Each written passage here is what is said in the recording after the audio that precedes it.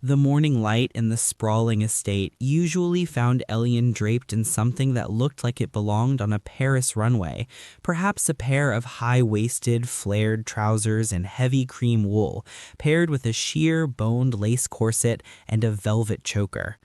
To Elian, clothes weren't about gender, they were about the architecture of the mood. He was a third-year fashion student with a sharp tongue and an even sharper eye for detail, and to everyone on his payroll, he was a spoiled, beautiful hurricane. Logan, the newly hired head of security, had spent his first 2 weeks on the job feeling like he'd been assigned to guard a particularly expensive and temperamental piece of art. Logan was a man of rough edges and quiet observation, a former military operative who lived in a world of black and white.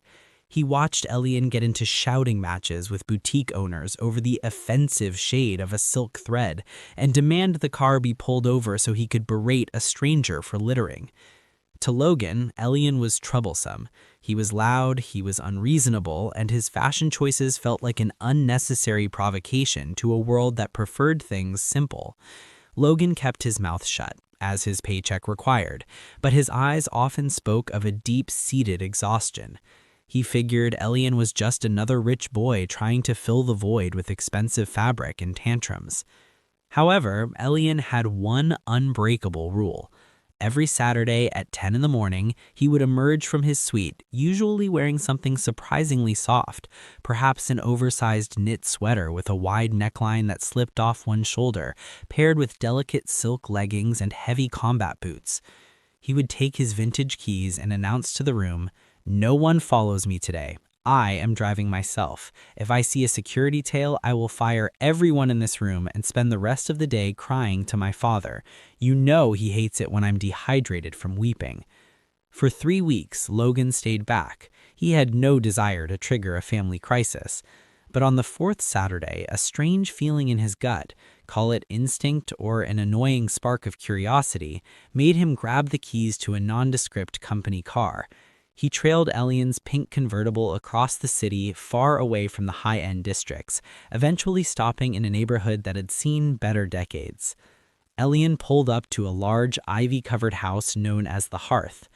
Logan watched from a distance, hidden behind a brick wall, expecting to see Elian walk into a secret party. Instead, he watched as a group of children poured out of the front door, shouting Elian's name. The transformation was jarring.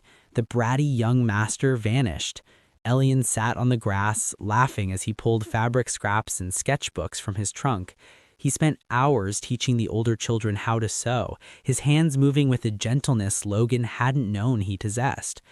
He sat with a young boy who was crying and spoke to him in low, soothing tones, eventually making the child giggle by letting him wear his expensive designer sunglasses. When Elian finally drove away, Logan waited until the coast was clear before approaching the front door. He was met by a woman named Sarah, who had a tired but kind face. "I'm with the Logan family's security," Logan said, keeping his voice neutral.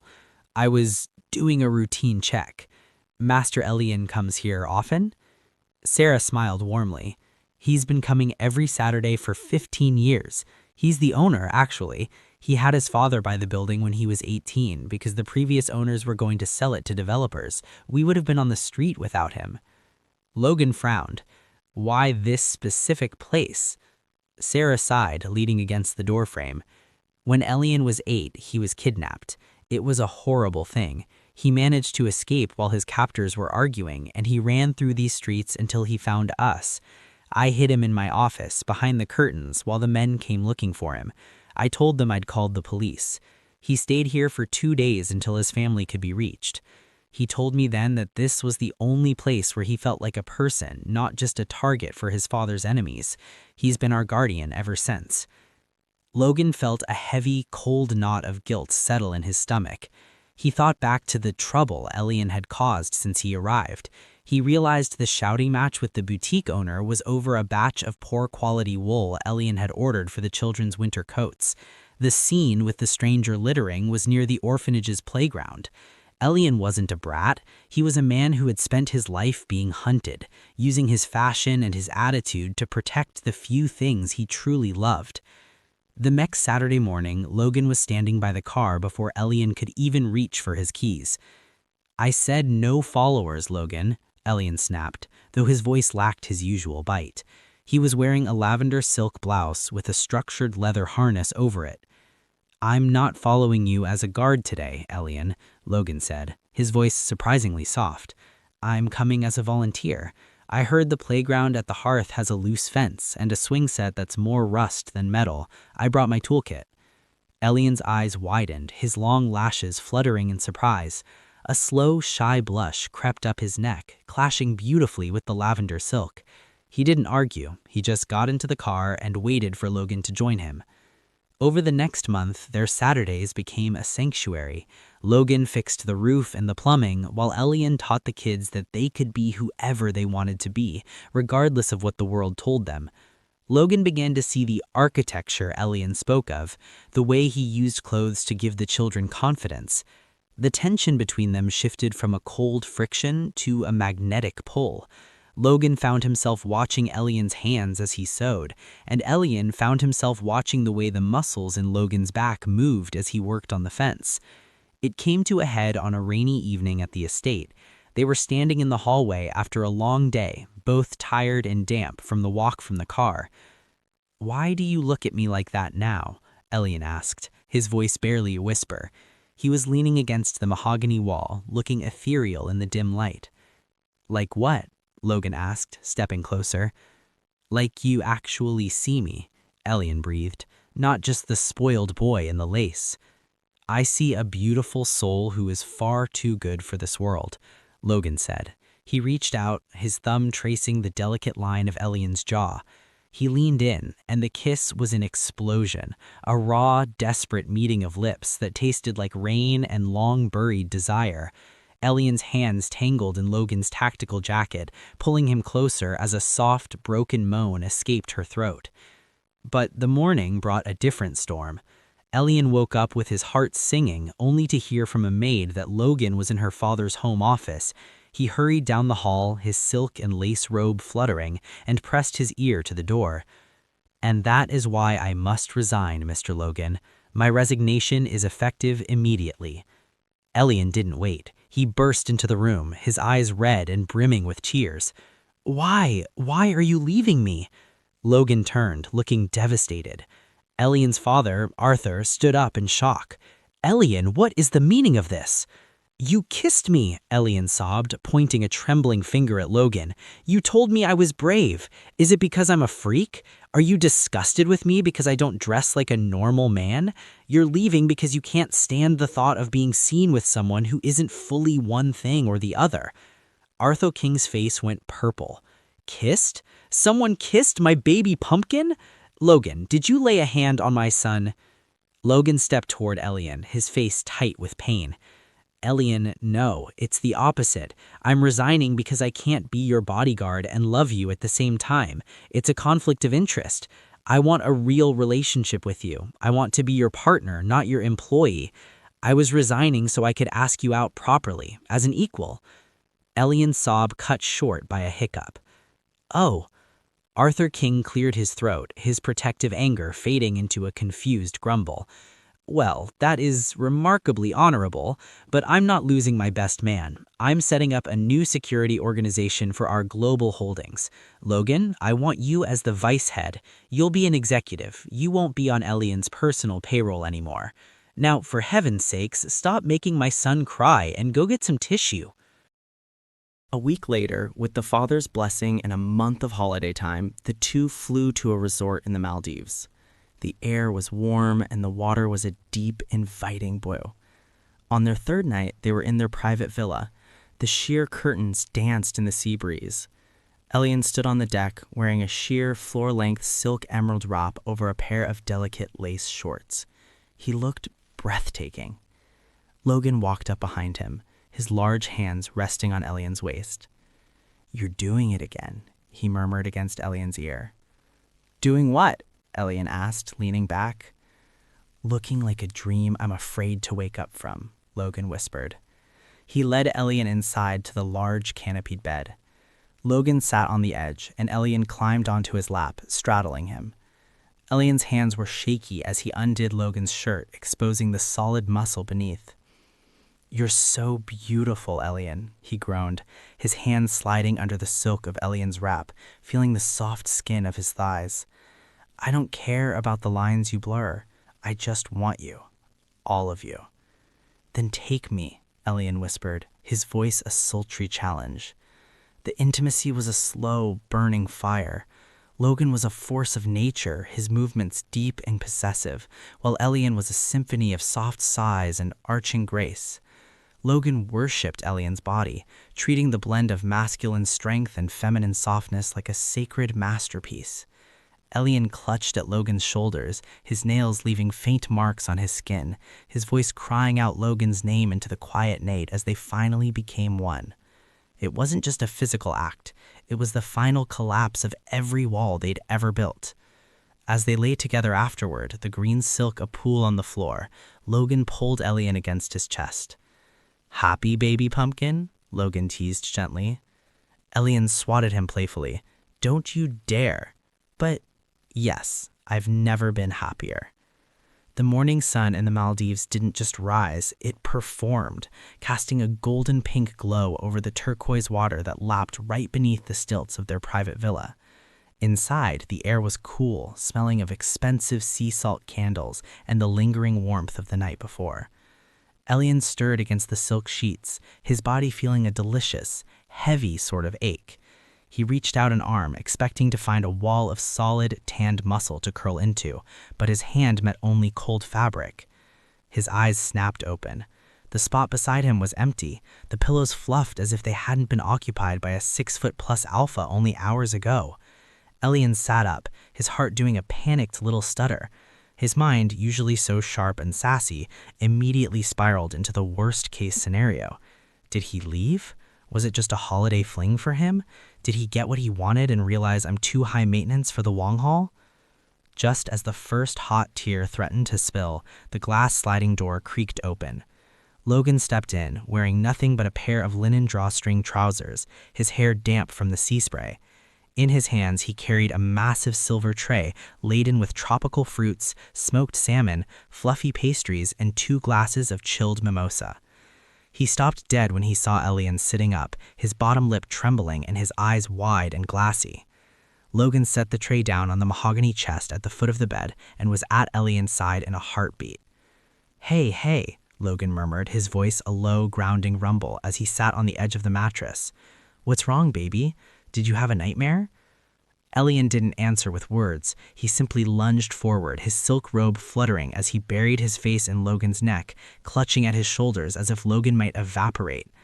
He muttered something into Logan's skin, his voice muffled and shaky. Logan chuckled softly, the vibration warming Elian's chest. He wrapped his large arms around Elian, pulling him into his lap. "I can't hear you, baby. Talk to me." Elian raised his head just enough to look at him, his expression a mix of embarrassment and raw vulnerability. "I thought you left. I thought you woke up and realized you didn't want me anymore." Logan's expression softened into something so sweet and emotional that it made Elian's breath hitch. He tucked a strand of lavender-scented hair behind Elian's ear, his thumb lingering on his cheek. "Elian, look at me. I've spent months fighting my own head just for the chance to be near you like this. As far as I'm concerned, we're in this for the long haul. I've decided to enter into this relationship, and I mean it. I've got to see my baby pumpkin grow into the world-famous designer he's meant to be, right?" He paused, a mischievous glint entering his eyes as he added, "Besides, if I actually left you on an island, your father would probably have my head mounted on a trophy wall in his office before my flight even landed. I'm too young to die, Elian." Elian let out a wet laugh, swatting Logan's chest playfully. "You're such an idiot. Don't bring my father into our romantic moments, you brute." "I'm a practical man," he teased, kissing the tip of Elian's nose. "Now eat. You need your strength for a very active day of doing absolutely nothing." They spent the next few hours in a state of domestic bliss that felt like a dream. They ate breakfast in bed, Elian shamelessly feeding Logan pieces of mango while critiquing the lack of structural integrity in the croissants. Afterwards, they retreated into a shared shower that lasted much longer than necessary, finally crawling back into bed to hide from the midday sun. Logan turned on the large flat screen hidden in the ceiling, and they ended up marathoning a trashy reality show about wealthy housewives. They argued passionately about who the villain of the season was. Elian insisted it was the woman with the bad highlights, while Logan tried to argue that the husband was the real problem. Eventually, Logan just sighed and let Elian win, knowing that a sulking Elian was a force of nature he wasn't prepared to handle. The next day, the resort was buzzing with excitement. A chalkboard in the lobby announced the Great Azure Treasure Hunt, a couples event designed to test synergy and grit. "We are doing it," Elian announced, adjusting his wide-brimmed straw hat and his sheer floor-length lace duster. "The prize is a private 5-course dinner by a Michelin star chef on a floating platform. I deserve that lobster, Logan." The hunt took them into the lush, tropical forest behind the resort. The trail was well marked, but the treasures were hidden in clever spots. Logan, with his military background, was in his element, moving through the brush with practiced ease. Elian, meanwhile, was treating the forest like a runway, stopping to complain about the humidity every 5 minutes. "Stay put right here, Elian," Logan said, pointing to a large, flat rock under a canopy of palms. "I'm going to scout ahead through that ravine to see if the next marker is there. It looks a bit muddy, and I don't want you ruining those boots." "Fine, go, but if a spider touches me, I'm calling a lawyer," Elian huffed. But Elian didn't stay put. As soon as Logan vanished into the trees, Elian's eyes caught a glint of gold near a cluster of exotic orchids deep in the thicket. He checked the treasure map. At the very bottom, in tiny gold foil print, was a mention of the crown of the Sea King, an artifact hidden that, if found, would grant a couple enough points to win the entire event instantly. "Logan is so slow," Elian whispered to himself, stepping off the path. "He's too busy being a soldier to be a winner. I've got this." 15 minutes later, the rest of the couples had begun to emerge from the forest back at the resort's finish line. Logan was among them, looking frantic, his shirt torn by a branch as he scanned the crowd. "Has anyone seen a man in a lavender lace duster?" Logan asked the event director, his voice tight with alarm. "He's about this tall, looks like a diva, and probably looks very annoyed." When the answer was no, Logan didn't wait. He sprinted back into the forest, his heart pounding. "Elian! Elian!" He found him nearly 20 minutes later. Elian was standing near a small waterfall, looking thoroughly disheveled but triumphantly holding a heavy, gold-painted crown encrusted with glass jewels. When Elian saw Logan, his strong facade crumbled instantly. He dropped the crown and jumped into Logan's arms, wrapping his legs around Logan's waist and sobbing into his neck. "I thought I was going to die in here," Elian wailed. "There was a lizard, Logan. A giant prehistoric lizard stared at me." He held him tight, exhaling a breath of pure relief. "You're okay. You're okay. Why did you leave the rock, you little brat? I told you to stay put." "Because I wanted to win," Elian cried, pointing at the crown on the ground. "I saw it on the map. If we found the big treasure, we'd win everything. I thought I saw it, and I was right, but then the trees all started looking the same, and I couldn't find the path." Logan looked at the crown, then at the tear-streaked face of his boyfriend. He couldn't help but laugh, kissing Elian's forehead. "You found the main prize. You actually found it. Come on, let's get you out of here before the lizards start planning a second attack." Logan carried him back to the finish line where they were officially declared the winners. The crowd cheered, and Elian, instantly recovering his diva status, blew kisses to the other couples. As they sat down to rest near the pool, Logan watched Elian mingle with a group of Australian tourists explaining the artistic significance of his lace outfit. Logan's eyes drifted to a poster near the bar. "One Night Only, the Ethereal Gala by Lucien Mollican." His pulse quickened. Lucien Mollican was a titan of the fashion world, a designer known for blurring the lines between masculinity and femininity, the very man Elian worshipped. Logan stood up quietly and made his way to the event director's booth. "Excuse me," Logan said to the director, a man named Mr. Sato. "I'm Logan, the winner of the treasure hunt. I have a request." Sato looked up. "Ah, the brave hero. The dinner is already being prepared, sir." "I want to switch the prize," Logan said firmly. "I saw the notice for the Mollican show tonight. I want 2 front-row tickets for my boyfriend, and I want to see if it's possible for him to model. He's a fashion student, a brilliant designer himself, and he has a look that Lucian would love." Sato blinked. "Tickets, perhaps, but a model? The show is cast months in advance, sir. These are international professionals." "Just check," Logan urged, his voice dropping into that commanding alpha tone. "Check with the resort manager and the Molokan team. Tell him his name is Elian King. Tell him he's a vision." Sato sighed but picked up his radio. "I will inquire, but do not get your hopes up."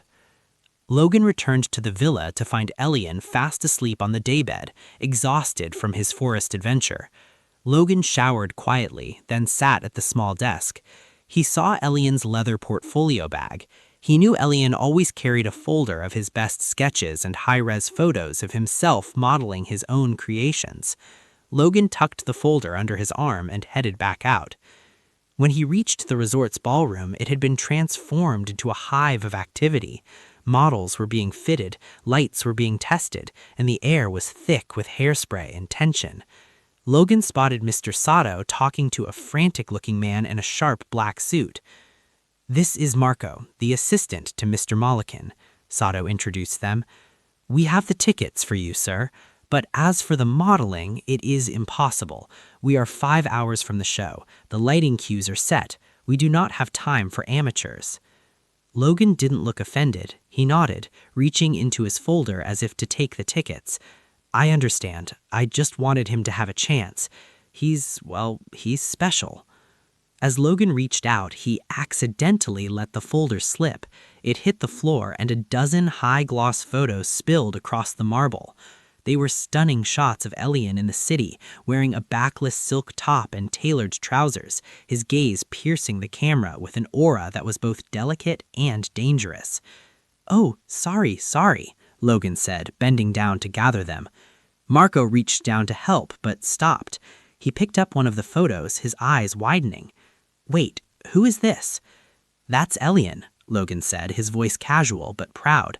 "My boyfriend. He designed that outfit himself." Marco stared at the photo, then looked at the others. "The bone structure, the way he carries the fabric, it is gender-defying. He has an aura. We have been struggling with the centerpiece for the androgynous bloom segment. The original model has a flu, and the replacement is too masculine. He doesn't have the je ne sais quoi." Marco looked at Logan. "Give me 5 minutes." He vanished backstage. Logan waited, a victory dance already playing in his head, though he kept his face stoic. 5 minutes later, Marco returned with a tall, silver-haired man who could only be Lucian Molokan. Lucian looked at the photos, then looked at Logan. "He is real? He is here at the resort? He's in our villa. He has a body of a dancer and a face of a rebel," he murmured. "He fits the aesthetic of the violet moon gown perfectly. It's a piece that requires a certain kind of soul. Bring him, now. We must do the fitting immediately." Logan thanked them profusely, his heart racing as he sprinted back to the villa. He burst through the door to find Elian just starting to stir. "Wake up, baby," Logan said, pulling Elian up. "I have a surprise. You need to get dressed, now." Elian groaned, rubbing his eyes. "Logan, if this is another treasure hunt, I'm breaking up with you." "It's better. I'm going to blindfold you," Logan teased. "Are we doing that kind of surprise?" Elian asked, a wicked smirk finally touching his lips. "Because I'm still a bit sore from the floor earlier." "Hush, diva," Logan laughed, tying a silk scarf around Elian's eyes. Logan picked Elian up, his arms strong under Elian's knees and back, and carried him all the way to the ballroom dome. The smells of makeup and hot lights hit Elian's nose. Logan placed him on the edge of the stage. "Count to 3, Logan whispered. 1, 2, 3. He whipped the blindfold off. Elian blinked, his eyes adjusting to the bright spotlights. He saw the runway, the racks of stunning clothes, and then he saw the man standing in front of him. "Lucian?" Elian whispered, his voice failing him. "Lucian Molokan?" "Hello, Elian," the designer said, walking forward and taking Elian's hand. "I hear you are a designer, and I see you are a vision.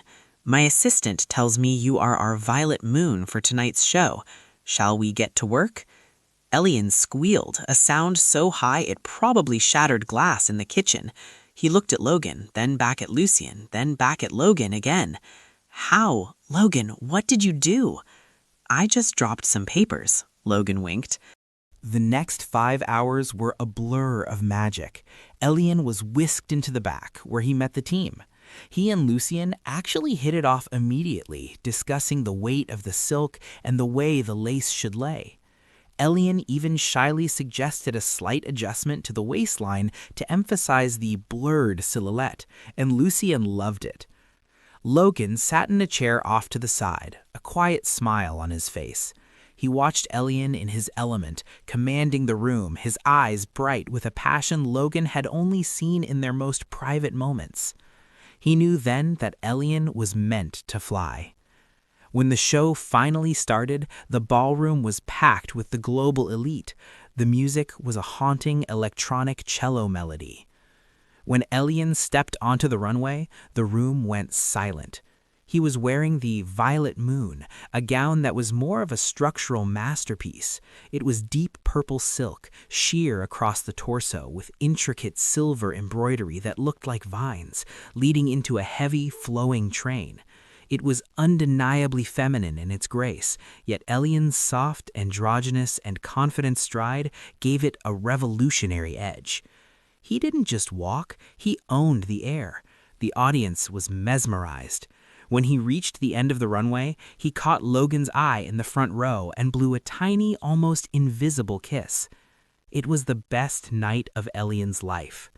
After the final bow, Lucian pulled Elian to the center of the stage, announcing him as a rising star of the fashion world.